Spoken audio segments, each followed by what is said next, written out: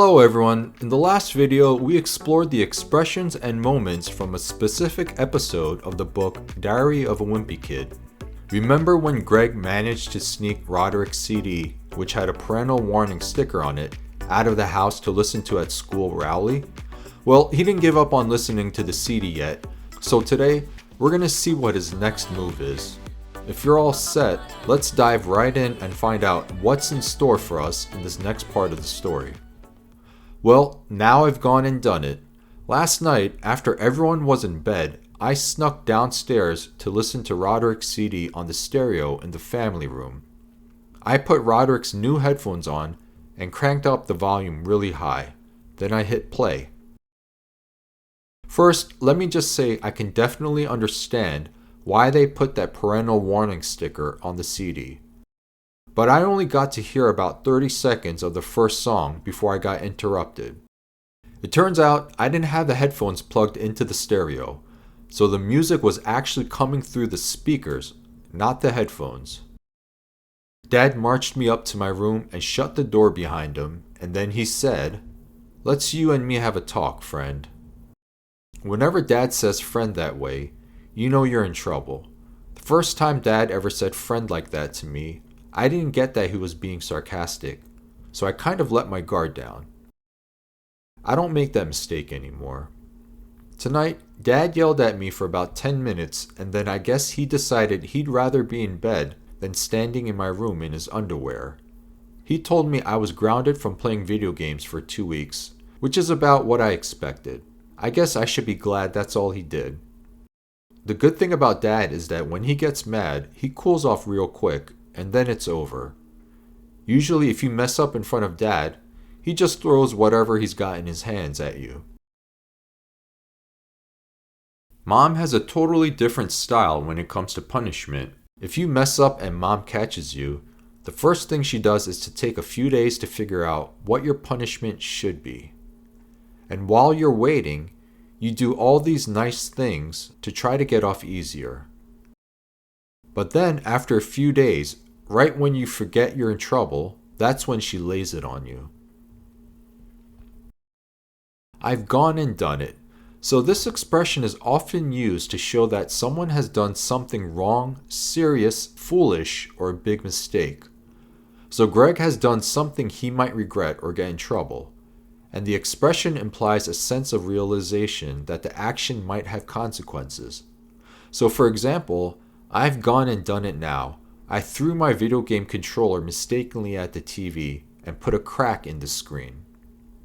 Crank up. To crank up means to increase the intensity or volume of something. So for instance, I cranked up the music to make the party more exciting. So in the book, Greg put on Roderick's headphones and increased the volume of the music on the stereo to a high level. Hit. So in this context, hit means to press a button or a control to start something, like pressing the play button on a device. I hit the play button on the remote to start the movie. So turnout is like finding out how something really is after thinking it was something else. So Greg initially believed that he had the headphones plugged into the stereo. However, he realized that he didn't have the headphones plugged in, and the music was actually playing through the speakers, not the headphones. March someone up to. So march someone up to is like someone leading or guiding another person, often in a purposeful or authoritative manner. Imagine if a teacher walked a student to the principal's office because they were in trouble. The teacher is marching the student there, showing authority and making sure they follow. In the context of the story, Greg's dad is leading him firmly to his room, which shows that Dad is in charge and wants Greg to go to his room without any choice. In trouble. If you're in trouble, it means you're facing negative consequences for something you did wrong. So for example, I'm in trouble because I forgot to do my homework. I didn't get. So I didn't get means I didn't understand. For example, I didn't get what the teacher was explaining about the new math concept. So in the story, Greg is explaining that he didn't understand that his dad's use of the word friend was sarcastic in tone. So sarcastic, right? Being sarcastic means saying something but meaning the opposite in a mocking or ironic way. He made a sarcastic comment about the rainy weather when he said, "Oh, what a beautiful day." He said, "Oh, what a beautiful day," even though the weather was actually rainy, which shows they were using sarcasm to express the opposite of what he truly meant. This kind of comment is meant to be ironic and often implies that the person doesn't actually find the situation positive or good. Kind of. Kind of is used to express a certain degree or level of something. In the context of, "so I kind of let my guard down," the phrase kind of is used to convey that Greg didn't completely lower his guard, but he did allow himself to become less cautious or vigilant. Let one's guard down. So this phrase means to become less cautious or vigilant, often resulting in vulnerability. She let her guard down and shared her personal feelings with her friend. So when Greg said, "I kind of let my guard down," it means that he became somewhat less cautious or vigilant, even though he didn't do so completely. Would rather. So would rather is a common phrase used to express a preference for one option over another. For instance, "I would rather eat pizza than hamburgers for dinner." And remember, verb is followed after would rather. In plus clothes. So when you use in before kind of clothing, in describes what someone is dressed in or wearing. So Greg's dad was standing in his underwear, which means he was wearing only his underwear. So a few more examples. She came to the meeting in a formal dress. He went jogging in shorts and a tank top. Grounded from. So to be grounded from something means to be prohibited from doing it as a punishment. So for example, I was grounded from using my phone for a week.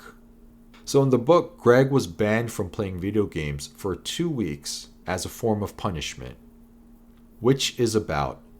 You can use which is about to add context or provide additional information about a previously mentioned statement, such as, "I finished the race in just under 30 minutes, which is about the time I was aiming for. The temperature dropped to 15 degrees Celsius last night, which is about what the weather forecast predicted." So in this context, which is about serves to confirm that the speaker's expectations were accurate or close to reality. Cool off. So to cool off means to calm down emotionally after being upset or angry.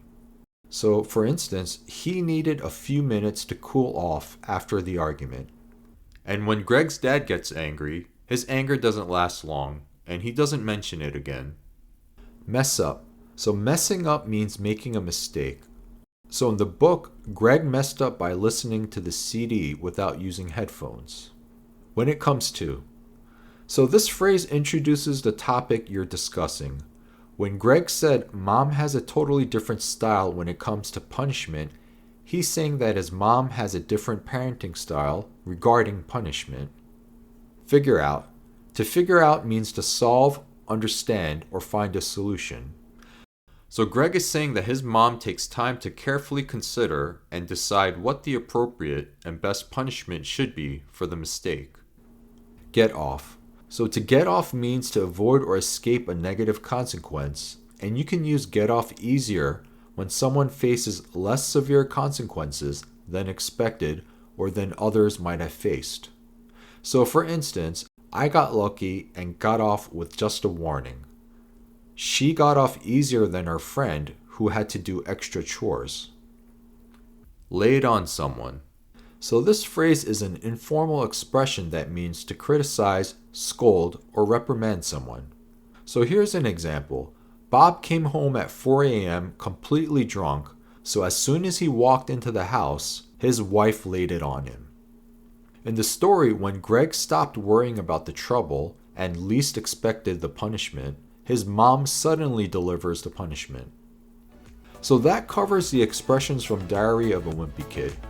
We'll continue going over additional Diary of a Wimpy Kid expressions in another video. I recommend listening to the story again to see how your understanding has changed. Keep watching or listening to this video to further enhance your listening comprehension skills. Take care everyone, and I'll see you in the next one.